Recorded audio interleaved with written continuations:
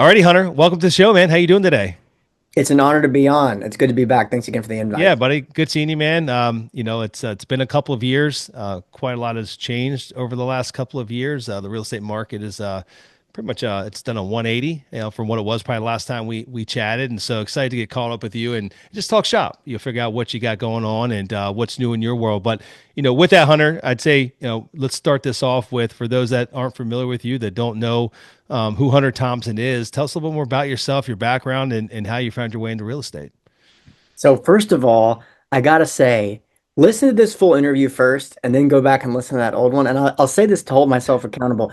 Me and Kevin are like one of the very few people. We've been talking on these shows for years, and everything we say is recorded. And sometimes, man, it's just so cringy. You go back and you listen, and you're like, couldn't have been more wrong there. And it's just the reality of the situation. Like Kevin is not afraid to make bold claims, plant his flag in the ground, and sometimes we're right, sometimes we're wrong. But I think it's really unique to go back and listen to some of those episodes because obviously both you and I are investors and we make decisions with limited information. And what we're going to talk about today is like navigating challenging times with limited information.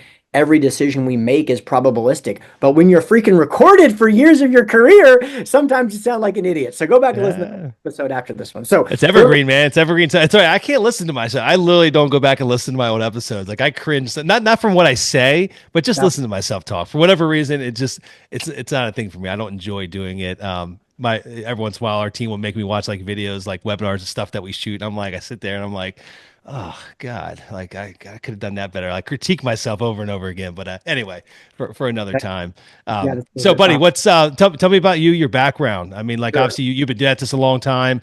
I mean, you're kind of one of the podcast OGs as well, right? Like I don't know if you're still running your show or not, but Yeah. I mean, obviously you've been in the podcast world for quite some time. You've been a full-time real estate investor for many, many, many years now. And so, anyway, just a little bit of background, if you would, buddy.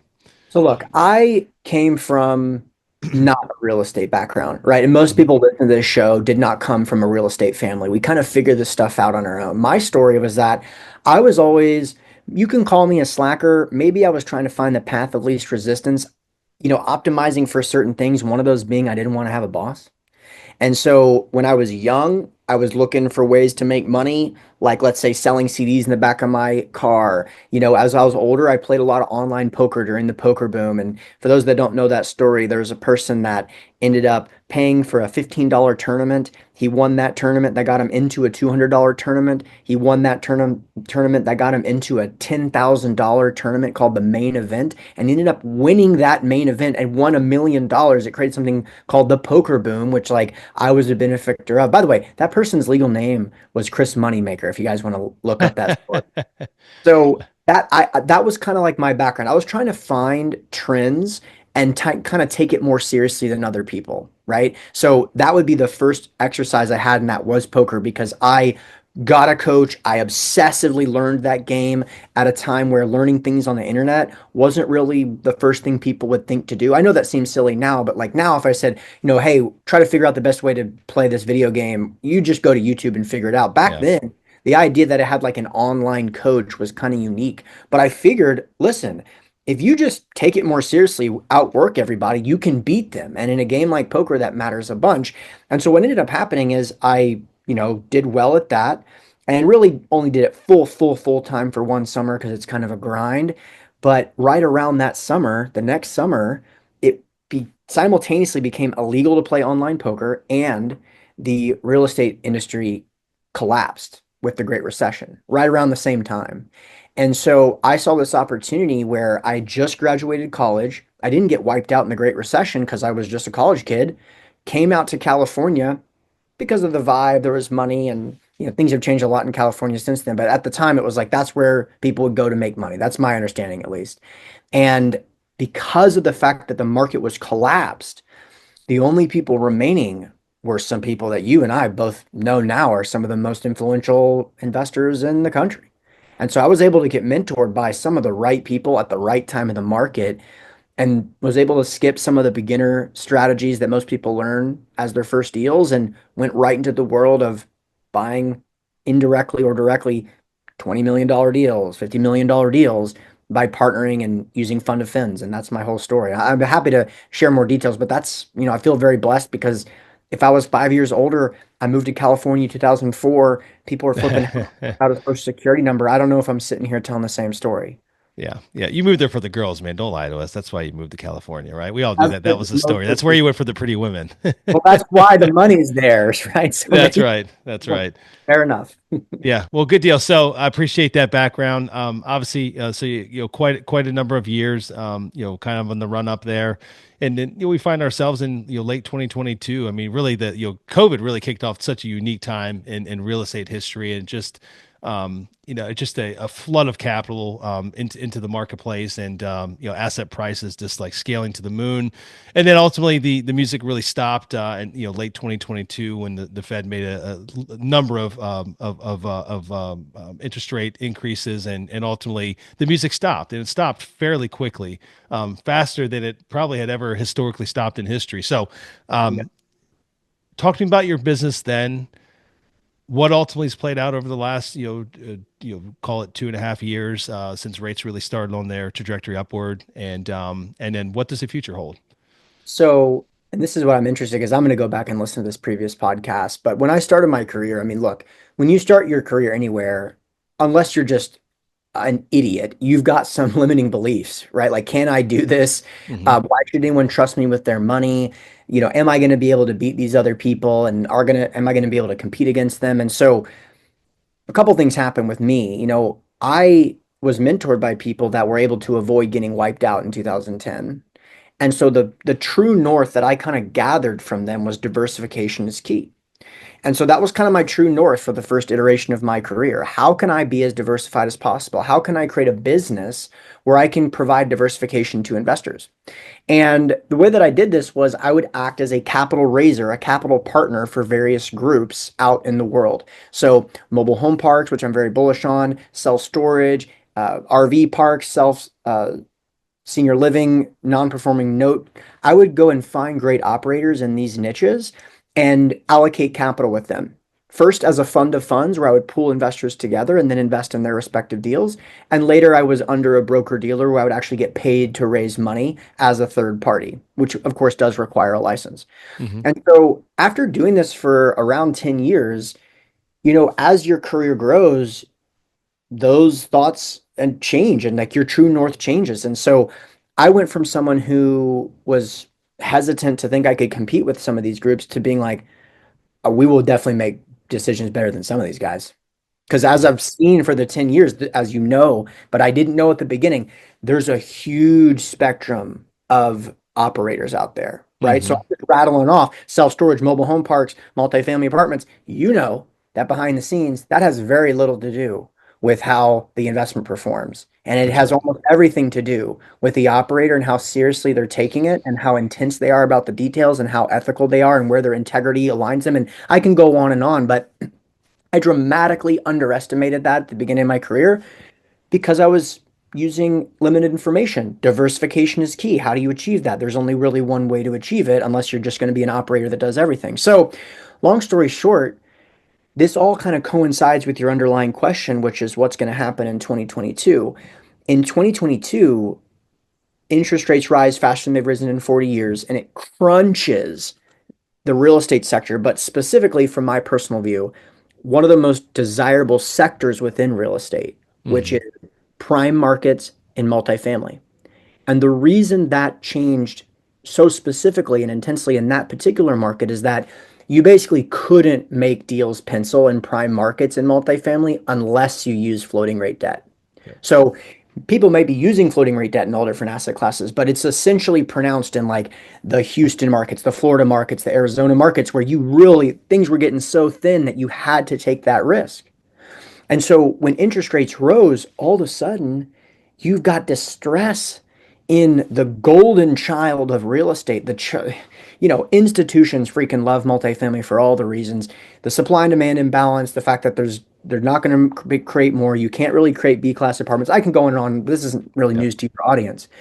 But the interesting thing is, it is historically significant to have 20 to 30% discounts in multifamily, but especially significant when the underlying fundamentals are still strong, meaning rents, occupancies, job growth, population growth, the markets I just listed, they're still essentially booming, but the sellers are distressed because of the finances. And so we saw this opportunity as a huge moment in our business and decided to go all in on Phoenix multifamily and shut our business down to do anything else. And that's all we do now. Okay, good deal. No, I appreciate that background. So let's talk about Phoenix a little bit. We do not own any multifamily assets in Phoenix. We own a parking asset in downtown, and Phoenix has been a phenomenal market for us. And I understand it, the economics of the marketplace quite well. But I don't have any, firsthand intimate knowledge or experience owning multifamily. The only thing I know is like data points that get shared on various, news sites, and just like number of Florida markets. You got like Tampa, Orlando, some of the prime markets here. You got Phoenix, and you've got Houston, Dallas, what have you. It seems to be like those are the ones that when things are booming, they're booming. When things slow, those are the markets that ultimately see the quickest of slow. I mean, I remember reading some data points in the last probably 12 to 18 months that rents in Phoenix had pulled back a bit. I mean, is that the case? Is there any type of oversupply at this point in time that's causing that, or are we now at a point in time where there truly is a deficiency in multifamily housing because there hasn't been any new builds, right? Like literally everything's pretty much been stalled now for a number of years. Where we stand again, speaking Yeah. Phoenix specifically. Yeah, so and we've been pretty deep in this because we made this commitment in 2022 and it started to happen because Hmm. we'd already done a couple deals there in other markets, and because of my relationships and Tyler's relationships, we were able to look at the space pretty broadly and just we made that decision very intentionally. But when we did, we started talking to investors that I respect, and they're like, some were into it, some were like, I don't know, kind of early, you might be catching a falling knife. And so, to be honest with you, when we had like 20 of those calls, after that one that sounded a little bit like that, I got off the phone with them and called Tyler and was like, this is perfect timing. Like, it is rare when you can hear a couple of investors that are hesitant to go into Phoenix. It's like, we got probably 24 months. That's what I said, about Hmm. 12 months ago. And so, because I just know like the tailwinds to that market are so strong, like Yeah. fundamentals are so strong. But the reason they were hesitant is because the supply story. And there's definitely something to that. Rents have been down and rent growth was negative over the last 12 months. We were just trying to scoop up as much as we can when that narrative was still popular. And the reason for that is that supply and demand is very predictable in multifamily because it takes years to build these assets, and you can kind of Hmm. you can look how many permits have been pulled and how many units are planned. It's very predictable. And so it might not be exact, but it's very predictable, right? The direction is predictable. And so by 2027 for sure, things are going to be very different from a supply and demand imbalance. And in today's climate, you can buy deals with 5-year fixed rate debt. And so that's our business plan, to buy when there's a little hesitation, to buy when maybe there's rent growth that's negative in a couple of submarkets, not all submarkets, by the way, but some, and then to implement a conservative business plan. But by the time we get to 2027, 2028, 2029, and that development, which was frozen because Yeah. interest rate rose, that will change dramatically. And then people are going to be like, well, that's easy for you guys. You bought in 2025. And it's fine. We'll do it. I've done that before in 2011. We'll do it again. But that's to answer your question, yes. And it doesn't just impact the supply and demand. It's not just that. It does create headwinds in the business, but that doesn't create distress. That's like a 2%, 3% type of problem. A 25% problem is when you're getting destroyed on your debt terms and you have to sell at the wrong time. And that's what we're buying. So that's Yeah. why we're building our career on that. No, I appreciate that. So just, I know you got a couple deals you guys are working on today. Just curious, like based on, in place cap rates, are you able to get positive leverage with the type of debt you're putting on today?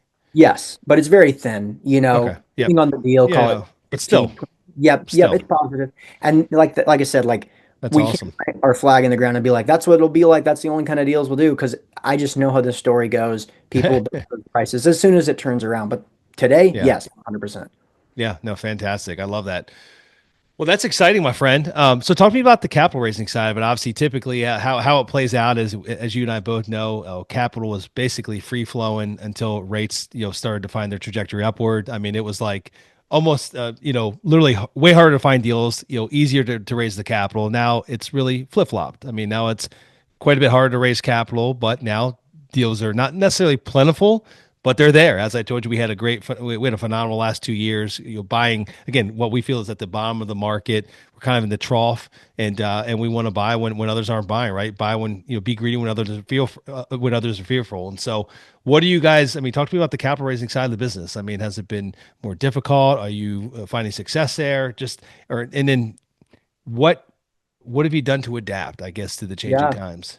So for those that don't know, I own raisingcapital.com where I teach people how to raise money, especially people that want to raise millions or tens of millions of dollars. So if you want to like raise money for your next like toothbrush startup or something, maybe we're not the group for you. But if you want to like have a business where you raise money consistently, you can just go and check it out. And so one of the things that I'm blessed with is that because of that business, we kind of have the ability to stay cutting edge of what's happening. And Hmm. so if you go back and look at our case studies and testimonials from 3 years ago, I would do things like, hey, never speak to an investor again. Here's our webinar script that is so ahead of the curve, which it was at the time, that you can, if you do a 20-minute webinar that looks like this, you'll be able to raise money and maybe fill up your deal. I mean, even in the lead up to the webinar. And so we kind of cracked that code and we're like 6 months ahead of that in terms of the market adjusting and then everyone's doing a webinar and stuff like that.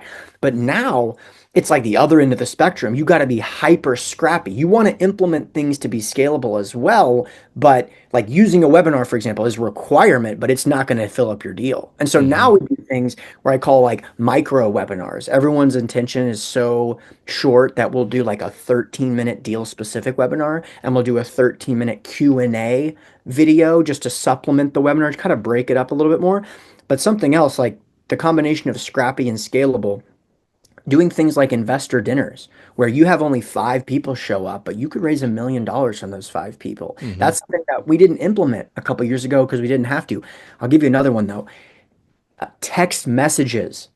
Like this is a requirement. If you want to raise money in today's climate, using very catchy, curiosity building text messages that elicit a response, you will get a lot more. So, like, I'll give you a perfect example. If it's been a while since you've texted your quote audience, your email list, your friends and family, whatever, I could send them out an email and a text message at the same time that's like, hey, it's been a little bit since we got connected. We're seeing some pretty incredible stuff right now, given what's going on with interest rates. Would you be interested in staying in the loop if I get something under contract? Just something like that. Like, not Yeah. like, here's the deal, here's the market, Phoenix is amazing, we're not running out of water, give me your 50 grand. Just something to get that yes. And then prompting them to schedule a call, like a 15-minute call, just to feel out their pain points, where they are Hmm. in their growth as an investor, and kind of put up a mirror and show them how you can be the ladder from where they are to where they want to go. That's kind of like the stuff that you need to implement now that you didn't in the past. Last one. I know I'm being long-winded, Kevin. I know this is No, supposed no, to. no. Please, it's great. Keep going. This is a wake-up call to anyone listening to this right now. If you don't have a lead magnet and back-end automations as part of your capital raising process, you will be left behind in 2025. So it's easy to do no, though. It's a requirement because now it's easier to do. So all you got to do is go to ChatGPT. If you want to raise money from doctors, go 7 things doctors need to know about investing in real estate. It will give you an answer. You're going to be like, holy crap, this is amazing. And then say, make it more uniquely apply to doctors. And you're going to be like, oh my gosh, this is a freaking genius ebook that I need to write right now. Don't use the exact word from ChatGPT, but make it your own. Write it out on Google Docs. Go to fiverr.com, have someone graphically design it, and there you go. That's your first lead magnet. You've got to have something like this to attract and generate leads going into 2025. Yeah, no, that's great. One of the questions I was gonna ask you about how you're leveraging AI. I mean, right there, you mentioned ChatGPT. Is there any other power that you have found to leverage artificial intelligence in capital raising? Yes, and we're about to put out a masterclass about this. It's not live yet. So Hmm. if you can just email me at support at Raising Capital and ask for the AI masterclass, we'll send it to you because it'll be live by the time you hear this. And essentially, dude, we've got so many cool things going on right now. One of them is that we have an app that we use that will call and confirm and qualify investors before they have a call with us. So we book a call And then we'll reach out via AI to confirm the call and confirm that they're in fact accredited. And I've heard the recordings, it's insane. And sometimes the only time it gets confusing is when people figure out it's an AI because they will announce it. We had this whole back and forth. We're like, this is insane. Oh my gosh, this is amazing. Like, screw Hunter. I didn't want to talk to him. Where's your company? What do you? So, anyway, the point is, we'll give you access to all that stuff. Another one, though, is that AIs, there's some language AIs that you can train and then essentially clone yourself so that people can go to Mm, your website and ask questions to the AI and it will respond in your voice. Oh, I got one more for you, Kevin. This is going to be a little bit of work, but it'll probably be worth it for you. You can take all the podcasts you've ever done, convert them to PDF, transcribe them essentially and convert them to a PDF, and then upload them to Google's AI reader. And then, like, like now Google knows everything Kevin knows over the last like the bajillion episodes or however many you've done. yeah. This stuff is so cool. And like, it takes a little bit, but I don't want to be the person figuring this stuff out. Everything I just outlined is like tried and true. It was not the first crack at the software. It's like, let guys like the super nerds out there, let them figure this stuff out. Then let guys like Kevin and I figure out the next iteration. And then y'all can do the things that we're actually doing that actually work. Because there's a lot, I don't want you to waste your time over AI in your business and just a route to nowhere. Yeah, yeah. It is moving so fast. Everything's changing on a day-to-day basis. So no, Exactly. that's a great point. I want to hit one other item before we, want to be conscious of the time as well before we wrap it up here today, Hunter. Just curious to know what's the general sentiment out there. I mean, obviously there's lots of limited partners that have been, that have lost money on deals, like lots of deals that have gone sideways for a number of different reasons. Are there different conversations? I guess where I'm going with this question is, has the conversation changed with prospective limited partners when raising capital than what it might have looked like, 3 years ago?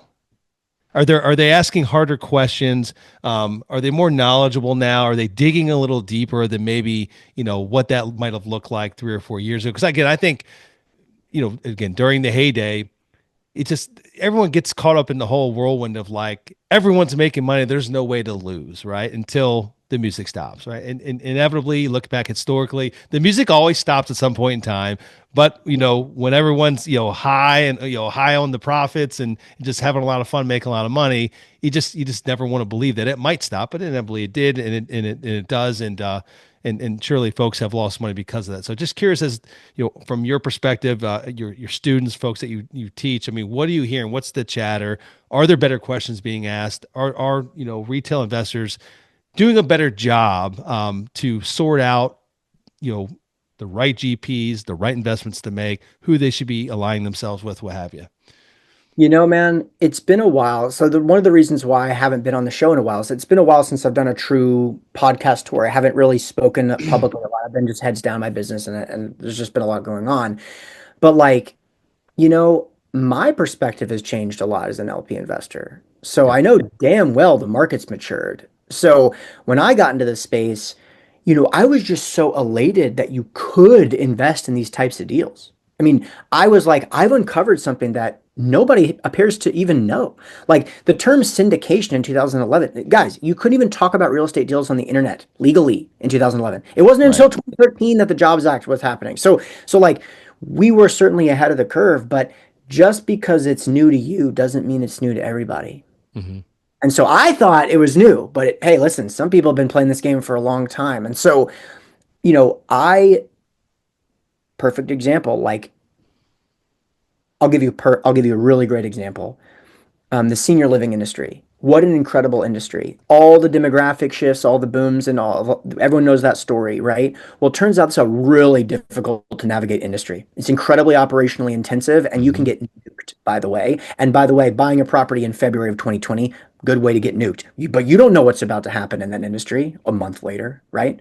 And so things like that, you have a couple of those happen as an investor, and you start to say, like, maybe this isn't what I thought it was. And the truth is that's okay, but it still might be really, really good. And so now it's like we're having those conversations where people are asking, hey, what's the debt terms?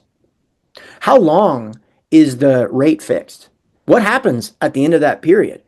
Is there an extension? Is that extension signed? Are there any covenants that allow you to get that extension, or do you automatically get it? Like you and I both know those are incredibly material Hmm. questions. But you and I were probably the only ones asking those kinds of questions in 2011 and 2012. And by the way, not to say I didn't do deals with floating rate debt. I did. And now, of course, we have to work through all those issues. Some deals are doing incredibly well, some have challenges, typical real estate stuff. However, I understood those risks when I made those investments. I knew if I was getting into floating debt product, I knew what the extension term was. I knew how much that extension term was. I knew what would happen if interest rates increased Hmm. dramatically. I wore that risk. But there was a lot of investors that weren't even asking those questions. But I promise you, they're going to ask them in the next stage of their career. Or by the way, there's going to be some that don't participate. And that, my friends, is the answer to all of your questions as far as why these cycles happen. Because if you're new to this industry and you see the charts, you go, hey, I got an idea. Buy low, sell high. And by the way, me in my 20s, I was like, is everyone stupid? This is going to be easy. Well, guess what? It's really, really hard to sell when it's high because it's the moment that everyone you know and competing with is making the most money. And it's even harder to buy when it's low. Not because you don't have the stomach for it, which you may or may not. You may not have the money for it because you just got nuked when everyone was, when you were supposed to be selling. So, like, this is the story of a growth of a real estate entrepreneur. But my friends, Yep. this is what makes the industry interesting and, by the way, lucrative. So, like, my message here is a message of, I don't know if you curse, but you can edit me out. But all that shit we were talking, now's the time it actually matters. If you're Yeah. the type of person that was claiming you could go left when others were looking right, now you can actually make it happen. Yeah, absolutely. I agree with you. I mean, I think that it's again easier said than done. And it takes some big kahunas to do it, right? Like especially when the world seemingly is falling apart around you, right? Like politically it's charged, economically it's charged. I mean, like there's a lot of good things happening in the world. However, equal amounts of what people would probably argue to be bad things that are happening around us, even more so than maybe what were happening a couple of years ago when it was seemingly easy to buy real estate, right? So, but now you got to take all that uncertainty that's surrounding you, the uncertainty now, post election, the uncertainty with where rates are going and what might happen there. What's the Fed going to do? Uncertainty with are we in a recession? Does it get better? Does it get worse? How much worse, right? And so like and be comfortable knowing that like no matter what the fundamentals haven't changed. I'm buying a phenomenal asset in a phenomenal market and I'm buying it at a discount from what the peak pricing was. And while it might take a couple years for that all to shake out, I know that I'm buying it at a low point in the market cycle, and that's the place that I want to be buying it, right? Like I'm going to be buying it at the low point or running upstream, but definitely not at the peak period, like middle of 2022 before rates really saw their trajectory shoot up. So, but it's easier said than done, and it just and on top of that, as you know, it's even harder to raise capital to do it, right? So like finding the opportunities is hard. Finding the great opportunities that are at a discount is hard. And now actually getting the capital in the door to get the deals done, right? Financing is a little more difficult. Raising capital is more difficult. Everything's more difficult, right? But I do think that's what really separates the wheat from the chaff. I mean, it's really what separates the good investors from the bad investors, the short-term guys that just made money when making money was easy, but then the market flushes them out. I mean, I remember back in '08. I mean, I crashed and burned. I built up a big portfolio, lost pretty much everything in '08, and I knew a lot of other guys that did really, really well leading into '08, lost everything like I did, but a large portion of them, they went off and did other things in their lives. They literally found, and maybe they found success in other careers, right? And other entrepreneurial ventures. A lot of them, though, just never found their way back to real estate. Like it was too difficult for them to, pull the boots back up and get rolling again and get rolling again. And again, now post '08 for a number of years, this went on for, 9, 10, 11, 12, 13, literally for 5, 6 years, there was more uncertainty than there wasn't, right? Like there was just a holy shit, like this thing, it's bad. It is just not getting better, like it's slowly, maybe we're slowly getting better year after year, but like there was still a lot of distress in the real estate marketplace in 2014, 2015. There were still distressed deals out there, right? And, but those that looking back, as you just mentioned, looking back, those that actually, took the leap, bought in 2011, bought in 2012, look like geniuses now in 2018, 19, 20, right? So, or even today, look like geniuses, right? Like they bought right. They bought when the buying was risky in most Yes. people's eyes, but it really wasn't. It really wasn't. So it just, anyway, just enough rambling there. It just, I do agree with you. I think we're at that period of time. We've been really singing the same song here internally with our group in the last 2 years. Literally, we've been rolling full steam ahead, and have bought some phenomenal assets at significant discounts, assets that I feel that we probably would not have been competitive on. If these assets would have gone to market, we would have been outbid. We wouldn't have been the highest bidder. We're never the highest bidder. We're never the most aggressive buyers, never have been, never will be. However, we have capital, we have it available, and we've got the track record to support us during a time when others now don't, right? That they got kind of flushed out. And so it's been a great time to buy for us, and we're going to continue chugging forward, man. I believe in your sentiment that now's the time to buy. There's great opportunities that are out there. You got to weed through a lot of shit to find the good opportunities. But I do think that 2025 is a year where I think a lot more of those distressed opportunities will be flushed and put out into the marketplace. So, especially now that we know we're probably going to, retain this higher interest rate environment for at least this calendar year. And again, everyone felt good like the middle of last year, like we're okay, rates are starting to go down now, like we're kind of at the top of this thing, and then it's a ride down the roller coaster from here. But ultimately, we know that's not the case, right? Like it's going to be in place for quite some time until we can really get a handle on the inflation. And but again, there's assets out there, there's opportunities out there for us to buy. So, my friend, it's always good catching up with you. I'm excited to hear that you guys are doing big things and you got a couple deals in the hopper. And I don't want to gloss this over as well. I know that we had talked about this before the show. I know you got an event coming up. So, like, I mean, Yeah. you teach what you do. You got a ton of knowledge, ton of background, ton of experience, and you share that with folks. So you run events and what have you. So maybe take a moment, tell our listeners about the event that you have coming up. Where is it? What is it? What are they going to learn there? Yeah, so I appreciate it. So yeah, I've raised around $100 million from hundreds of investors, mostly retail investors, but also family offices, institutions, and stuff like that. Um, there's people that have raised a lot more money than me, but I think that I really do have a little bit of a knack for teaching people how to raise capital. Like that's something that I'll say, like, I don't see a ton of people running circles around me when it comes to that. And because of that, I was just like, I feel like I owe it to this community, which I owe so much to. I've got to share this knowledge. And so this started with me writing a book about the topic in 2019 called Raising Capital for Real Estate. That book has had in a small niche a lot of success, and that motivated me and people wanted more, so we created raisingcapital.com, which is the business. And then kind of to meet all this cool community that we built through podcasts and the internet, we had our first Raise Fest, which is kind of like our in-person event, annual conference in 2023. And so this will be the third Raise Fest, and it's in Phoenix, Arizona, February 19th through the 22nd. You can check it out at raisefest.com. And we have some freaking rock stars that are going to be there. Pace Morby's going to be there. Cody Sperber is going to be there. Some billion-dollar hedge fund managers are going to be there. And economists, authors, influencers, you name it. And a lot of people that I just know personally from my career. And you should check it out. It's if people like, look, you can go on the internet and download amazing content. So if people are gonna fly, we take that very seriously. That's something that we're like, this is a responsibility. People are gonna spend quite a bit of money to get a hotel and do this stuff.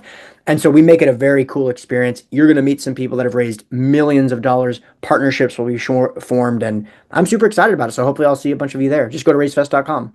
Alrighty, guys, we'll get that in the show notes as well. And Hunter, my friend, it's always good to catch up with you, bud. I'm glad to hear you're doing great things, and yeah, wishing you all the best in 2025. You too, man. Super mutual. All right, guys, that's all we have for this week's show. So until we meet again next week, this is your host Kevin Bupp, wishing you huge success. Take care now.